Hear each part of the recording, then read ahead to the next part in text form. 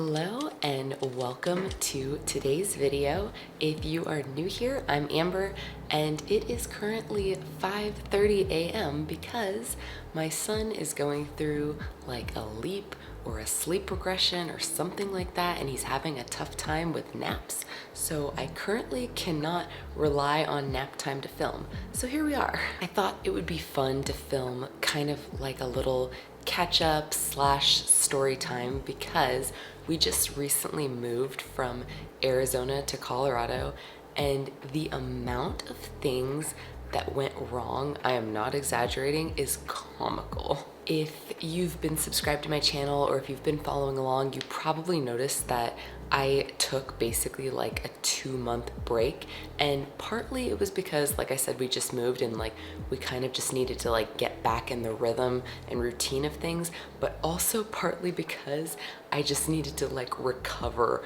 from the move and how many things went wrong and how stressful it was. If you're looking for more like technical information about flying or traveling with a baby, I actually did just film a video all about that because that's actually one of the only things that went very, very smoothly. So I'll link that up here and then in the description box down below if you want to check that out. Otherwise, go ahead and sit down, maybe grab yourself a beverage. I have a sage latte right here, and let's just get into this crazy story. So we decided to move to Colorado last year in 2023, actually shortly after my son was born, because Arizona is getting hotter. And if you live in Arizona and you're like, no, it's not, you are joking yourself, because it definitely is. And you can't even really go up north anymore to like get a break from the heat because it's only ever so slightly cooler, like 10-15 degrees cooler. And when you're already in the hundreds, 10 to 15 degrees does not make that much of a difference. So we had my son, and a few months later we were like, we cannot raise a child here. So Alex and I both started looking for jobs in Colorado, and Alex got one in December and they actually offered to pay for our move. So it just seemed like the stars were aligning and we were like, okay, great, perfect. And on top of that, the area of Colorado that we decided to move is known for having more like mild winters, like it'll snow, but then the snow will melt just like a couple days later. So I was like, great, that's perfect for two people who have never ever lived in or dealt with snow. Our plan was to rent a moving truck. We hired movers to load everything up and then to unload things once we got here, and Alex was going to drive the truck from Arizona to Colorado, and I was going to fly with my son and our cat. And then my dad also said that he would come with me so that it would just be a little bit easier having like an extra set of hands. June, come here, June, stop. The first thing that went wrong was that I ordered on Amazon some new toys for Kai to just take on the plane, and it was like 2 days before the flight, said that they got delivered at the front door. We lived in an apartment in a building that you needed like a fob to get in. And yeah, they were not delivered at the front door. They were not delivered at all. Couldn't find them. So that was fun. And then Amazon, of course, wouldn't give me a refund right away because they're like, well, wait a few days for it to turn up. And I was like, I don't have a few days. So anyway, they never turned up. I did eventually get a refund, but that was the first thing. Second thing was that a big snowstorm was forecasted for Alex's drive. That actually ended up turning out okay, but in the days leading up to that drive, I think maybe I was freaking out more than him, but I think he was a little bit nervous just because he was going to be driving like this big moving truck. So that ended up working fine, but again, it just didn't help like the stress leading up to the move. Obviously, when you are traveling with a baby, you can't bring their entire crib. So we have a pack and play, and he has slept in it before just fine, although that was when he was regularly sleeping in a bassinet. So maybe a pack and play is like of a similar comfort level to the bassinet, or like maybe a little more comfortable because it's more roomy. But he's been consistently sleeping in his crib now, so we didn't think it'd be that big of a deal. But we thought the day before we moved, like, let's just practice run having him sleep in the pack and play just so that it's not completely foreign. Also because Alex was going to leave the day before I was. Since he was driving, it just made more sense for him to leave and then for me to fly the next day, because of course, like, the flight from Arizona to Colorado is like less than 2 hours. So I would also be staying in an Airbnb with my dad, and Kai would have to sleep in the pack and play. Oh my gosh, if you are in a similar situation, maybe give yourself like almost a week, because he would not go to sleep in the pack and play. It was a horrible night, and eventually halfway through the night we just gave up and we were like, just put him back in the crib. And I don't know if he was going through like a leap or something like that, or if at that point he was just like so worked up that he was having a hard time sleeping, because he had a tough time even in the crib. So the day of our move, we woke up exhausted. And then when I stayed in the Airbnb with my dad, same thing. He would not sleep in the pack and play. He ended up getting up like every single hour. And so I think around midnight, I was like, okay, well, you can just sleep with me, which was better than not sleeping at all. But with Kai, at least, we've noticed that co-sleeping usually results in like both of us waking up grumpy. And that's essentially what happened. So movers got to our apartment. Everything seemed fine with that. There was just 2 of them, and we only had 2 elevators in our building. So like, I guess the way that they were doing it is one of them was like packing the stuff up, taking it to the elevator, sending it down, and then the other one was like getting it and bringing it to our moving truck. Only thing that we thought happened there was that towards the end, they were like, we lost one of our dollies. And I said to Alex, like, how do you lose a dolly if you're literally just going from point A to point B? Like, that makes no sense to me. And I didn't put this together at the time, but one of the 2 elevators in our building had shut down, which wasn't completely uncommon. So I didn't think too much of it, but we did ask one of the maintenance guys, like, are you able to open it in case the dolly's in there? And he was like, no, we're gonna have to like call in a technician.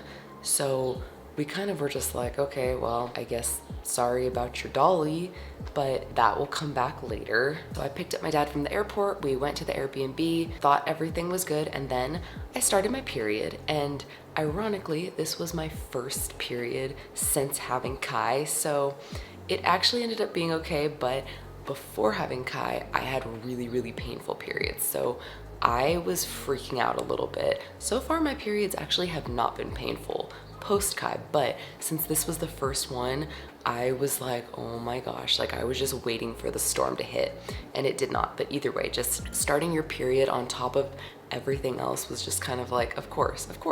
Really quick, if you are enjoying this so far, please subscribe to my channel. If you like motherhood, kind of crunchy living, lifestyle videos, just hit that little button right down there. I'd love to see you around here more often. So my dad and I spent the night in this Airbnb. Next day, we had to make several stops because we were gonna go to a coffee shop for breakfast and coffee. My dad is very particular about his coffee, and they didn't have whatever kind of coffee he likes. So we got breakfast and coffee at this one place, and then he's like, just take me to Starbucks. So I take him to Starbucks. And then on top of that, neither my dad or I packed toothpaste, because I guess we both thought like the other one was gonna pack toothpaste. So then we had to go to a gas station to get toothpaste. And so all of these stops were putting us behind schedule, but we, at this point, we still thought we were okay. So Alex and I had rented a car because both of our cars were just shipped out to Colorado. So when my dad and I went to go return the rental car, we didn't realize that you literally just like take all your stuff out, leave the keys in the car, and then just like leave. There's no process for like checking out, or I don't know, returning the car. I guess they just like see that it's there and that's it. We sat in the car like waiting for someone to come help us for probably like a solid 5 minutes before another like customer told us like you can just get out and go. So finally that's what we did. got on the shuttle to take us to the airport. We're maybe like 3 minutes down the road, and I realized that we did not get the car seat base out of the rental car. So my dad tells the driver, you need to take us back. And so he does. And this is like a shuttle full of people going to the airport. And so we get back to the car rental place, and the shuttle driver is like, I can just wait here if you guys want. And my dad said, only if everybody on this shuttle is okay with it. And these poor people, everyone was like, yeah, it's fine. And then there was this one guy that was like, I'm already running late to catch my flight. Like, I'm so sorry. And of course we understood. So we start unloading all of our stuff off of the shuttle. But I mean, keep in mind, like, we have a lot of, we have 2 suitcases, a pack and play, a cat, a car seat, you know. So as we're getting everything out, the gentleman that had said he's already running late was like, well, maybe if you just like run over really quick and grab it. My dad runs off to go get it, and apparently it took him a minute. I was like sweating bullets. It took him a moment because I guess first of all he had a hard time finding the car, and since like nobody had helped us return the car, no one knew exactly where it was, so he just had to like go run through aisles of cars to find it. And then once he found it, it was in there so tight, so it took him a minute to actually like get it loose, but he did, and he came like running back with it. So we get on the shuttle takes us back towards the airport. We thought that the shuttle was going to take us directly to our terminal, but no, the shuttle takes you to the car rental place at the airport. So we did not account for the fact that we had to take a tram then from there to our actual terminal. So we get on this tram, and I'm like really quickly trying to look up which terminal we're at. The tram stops at Terminal 3. We get off and really quickly ask an employee, is this the terminal for Southwest? And she's like, yeah, I think so. So we go down an elevator, we see like the ticketing counter, which we have to check a bag, and we also have to pay at the ticketing counter for June. So we're walking down this whole row of ticketing counters and don't see Southwest. So we ask another person, and they're like, oh no, Southwest is Terminal 4. So we have to walk all the way back, get back on the tram, and go to the next terminal. So we do that.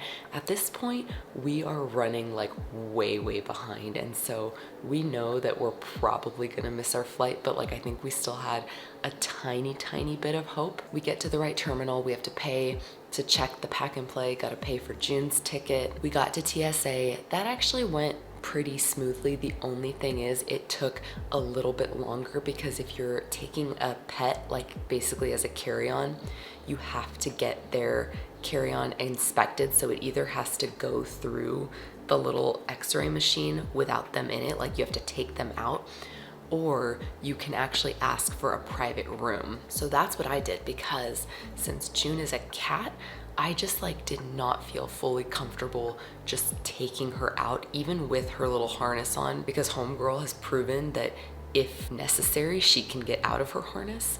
And so of course, like I asked the people at TSA, can I get a private room? And the first person was like, you can't take your cat out. And I was like, no, I cannot take my cat out. But then another person was like, oh yeah, it's definitely better to do a private room. And to my dad, she was like, I can't tell you how many cats have gotten loose and like have gotten into the ceiling where we can't get them. So if you have a cat, or even if you have like a skittish dog, just ask for a private room to have your little baggie checked, and everything else can go through the little machine. So we missed our flight, which at that point we pretty much knew. Actually though, missing the flight was almost kind of okay at that point, because there was another flight that was just about 1 hour later, and at that point we kind of could just like breathe and relax, knowing that we had an hour now before the next flight. And so it just like took the stress off a little bit. Like I said at the beginning of this video, Kai actually did really good on the plane. I had already purchased like some new toys for him at Target, so we had those ready to go, and he was really content to just like look around at some things. He nursed a little bit, and then he just went to sleep for the rest of the time. The only thing that happened on the flight that made me panic was I looked down at June in her little carrier. June was sound asleep. She also really did great on the flight. I was shocked by how calm she was, but I looked down and I noticed that the zipper to the little door of her carrier is undone. Like that thing where it didn't come unzipped. It was like where the zipper just like splits. My dad was like, you know, she's really calm right now. Like, let's just let her be and we'll keep an eye on her, because I don't want to like make her nervous by messing with her bag, so it doesn't even look like she realizes that it's come undone, so like we'll just leave it for now. Which I agreed. I was like, okay, but at the same time, just knowing that she could notice that there's like an opening in the bag at any moment and get out if she wanted to, just like set the stress level to like, thank goodness once we landed, my dad just like immediately fixed the zipper. I don't even know what he did, because I was thinking about it while we were landing and I was like, so from there I really thought our troubles were over. I thought like, okay, there is not anything else that could go wrong. We landed, my mom met us at the Colorado airport, we went and got another rental car, and we are en route to our new place, and Alex texts me and he's like, our mattress is missing. And over the next few days, we realized in total, we were missing like $3,000 worth of items. And what we finally realized had happened from contacting our apartment, because initially we thought like, did the movers steal our mattress? And we were like, that makes no sense. But what had happened was they had loaded up all of those items into the elevator that had closed down, and either the weight was too much or one of the items like tipped over and pressed the emergency stop button in the elevator. So all of our stuff had been in the broken elevator, including their dolly. And so we had used Arizona Reliable Movers, and they had great reviews on Google, and I'm sure they're great like when everything goes right, but oh my gosh, it was a nightmare trying to get our things back. Initially, we thought it was going to be so simple. They went like a couple days after we moved and picked up our things from our apartment, and they were like, okay, yeah, we're just gonna like send it right back to you. It took a month for them to finally send us back our things, including our purple brand mattress. And that was the thing that I was like the most livid about, because we were sleeping on an air mattress and we bought that thing brand new. So it was like, give me back my mattress. We would call them like crazy trying to get an update on what the game plan was. They'd be like, oh yeah, like we're gonna have an update for you by like tonight. And it would be like days later of them not answering our phone calls. And I found the owner's contact information online and I called him, and definitely didn't seem like he actually like really cared about the problem anymore. At one point, I told him like, you either need to send me back my stuff or you need to reimburse me so that I can purchase, you know, items to replace the things that you guys are currently like holding. His solution was to purchase us a similar mattress from Facebook Marketplace. We finally, a month later, finally got our things back, but oh my gosh, of all the things that went wrong, that was the absolute worst. These people have no process in place for when things don't go well. So everything ended up working out, and we're here now in Colorado. We absolutely are in love with this state. Thank you so much for watching. If you enjoyed this video, please give it a thumbs up. And if you are a new parent like I am and you are struggling a little bit like I currently am with my son's little sleep regression, check out this video right here all about tips to survive and enjoy having a new baby.